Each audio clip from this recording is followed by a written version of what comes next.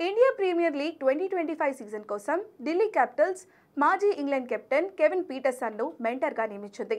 ఈ సీజన్ కోసం Kevin Pietersen head coach హెమాంగ్ బధానీతో కలిసి పనిచేయనున్నారు. 2024 సీజన్ చివరిలో రికీ పాంటింగ్తో విడిపోయిన తర్వాత ఢిల్లీ క్యాపిటల్స్ తమ కోచింగ్ స్ట్రక్చర్ను పూర్తిగా మార్చుకుంది. గత మెగా వేలంలో భారత మాజీ ఆల్రౌండర్ హెమాంగ్ బధానీ పాల్గొని కొన్ని స్మార్ట్ కొనుగోలు చేయడంలో పెద్ద పాత్ర పోషించారు. అయితే కెవిన్ పీటర్సన్ ఐపీఎల్లో మెంటార్గా బాధ్యతలు చేపట్టడం ఇదే తొలిసారి. అతను 2016 వరకు ఐపీఎల్లో ఆడాడు. ఇక్కడ గమనించాల్సిన విషయం ఏంటంటే కెవిన్ పీటర్సన్ 2014 సీజన్ లో ఢిల్లీ క్యాపిటల్స్ కు కెప్టెన్ గా బాధ్యతలు చేపట్టాడు. అయితే ఆ సీజన్ లో ఢిల్లీ కేవలం 2 విజయాలతో చివరి స్థానంలో నిలిచింది. పీటర్సన్ 2009, 2010లో రాయల్ ఛాలెంజర్స్ బెంగళూరు తరపున ఆడిన తర్వాత 2012 నుండి 2014 వరకు ఢిల్లీ క్యాపిటల్స్ తరపున ఆడాడు. 2012 సీజన్లో అతను 305 పరుగులతో అతని అత్యుత్తమ ప్రదర్శనను కనబర్చాడు.